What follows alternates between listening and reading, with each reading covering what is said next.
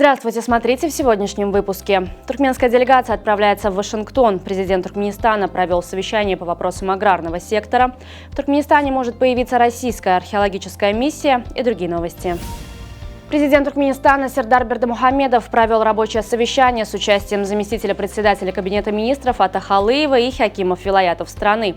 Основное внимание было уделено динамике выполнения работ в аграрном секторе и реализации национальной сельской программы. Глава государства заострил внимание на продолжающейся ответственной сельскохозяйственной кампании сборе хлопка. В этом плане подчеркивалась важность принятия целевых мер, которые позволят повысить темпы белой страды. Сердар Бердымухамедов также акцентировал внимание на продолжающейся посевной пшеницы. Вместе с тем президент Туркменистана распорядился в намеченные сроки произвести на местах расчеты с сервисными структурами и предприятиями за выполненную работу. Отдельные поручения касались системного контроля за уборкой урожая риса в Дашогузском и Либабском вилаятах и надлежащей подготовки к сбору сахарной свеклы в Марийском регионе. Говоря о приближающемся зимнем периоде, президент Сердар Бердымухамедов поручил обеспечить бесперебойное функционирование отопительных систем в учреждениях образования, культуры, административных, общественных зданиях и жилых домах. Президент Туркменистана подписал постановление, утвердив состав совместной туркмено-германской рабочей группы с туркменской стороны.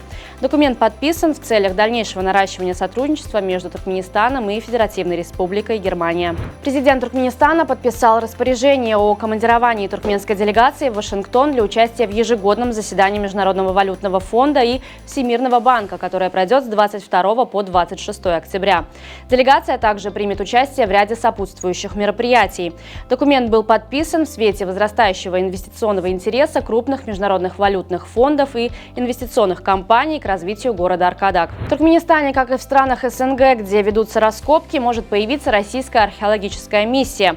Предложение о такой миссии озвучила главный научный сотрудник Института этнологии и антропологии РАН, руководитель Маргианской археологической экспедиции на юге-востоке Туркменистана Надежда Дубова.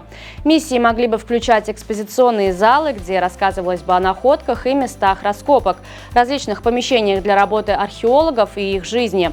Они бы способствовали более глубокому знакомству жителей стран СНГ с той работой, которая проводится россиянами вместе с местными коллегами, позволяла бы интересующимся осваивать или повышать квалификацию в области археологии. В ходе визита ректора Международного университета нефти и газа имени Якши-Гельды Какаева в Китайскую Народную Республику был проведен ряд встреч по расширению сотрудничества между Туркменистаном и КНР в сфере образования.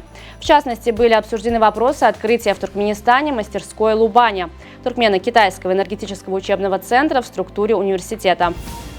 Управление по финансовому надзору и регулированию Великобритании наложило крупный штраф на финансовое подразделение Volkswagen за неподобающее обращение с клиентами, испытывающими трудности с погашением автокредитов. Сумма штрафа составила 5,4 миллионов фунтов стерлингов. Проведенное расследование выявило серьезные нарушения в работе с должниками. Сотрудники VW Finance проявляли непрофессионализм при телефонных разговорах, включая насмешки над клиентами, а также не предлагали возможных решений по урегулированию задолженности. Научная группа из японских университетов Цукубы и Акаямы создала систему для развития куриных эмбрионов без использования естественной яичной скорлупы. Ученым удалось преодолеть ключевую проблему предыдущих экспериментов – высыхание защитной мембраны эмбриона. Решение было найдено в использовании специального вращающегося шейкера, работающего со скоростью 10 оборотов в минуту.